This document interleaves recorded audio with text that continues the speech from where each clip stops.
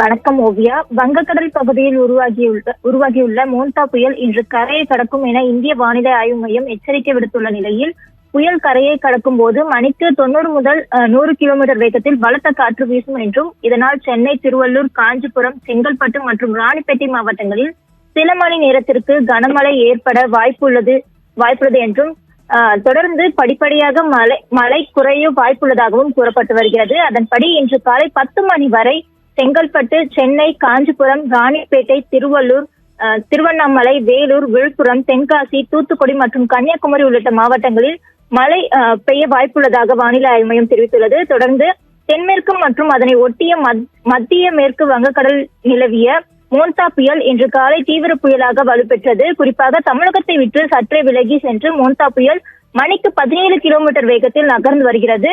குறிப்பாக மசிலிப்பட்டினத்தில் இருந்து தென்கிழக்கே சுமார் 230 கிலோமீட்டர் தொலைவிலும், காக்கிநாடாவில் இருந்து தென்கிழக்கே 310 கிலோமீட்டர் தொலைவிலும், விசாகப்பட்டினத்தில் இருந்து தெற்கே 370 கிலோமீட்டர் தொலைவிலும், கோபால்பூரில் இருந்து தென்கிழக்கே 570 கிலோமீட்டர் தொலைவிலும் மோந்தா புயல் தற்போது மையம் கொண்டுள்ளது. குறிப்பாக இந்த மோந்தா புயல் வடமேற்கு நோக்கி மேலும் நகர்ந்து இன்று மாலை இரவு நேரத்தில் காக்கிநாடாவை சுற்றியுள்ள மசிலிப்பட்டினம் மற்றும் கலிங்கப்பட்டினம் இடையே ஆந்திர பிரதேச கடற்கரையை கடக்க வாய்ப்புள்ளதாகவும், இது அதிகபட்சமாக மணிக்கு 90 முதல் 100 கிலோமீட்டர் வேகத்தில், மணிக்கும் இடையிடையே 110 கிலோமீட்டர் வேகத்திலும் காற்று வீசும் என இந்திய வானிலை ஆய்வு மையம் தெரிவித்துள்ளது. ஓவியா.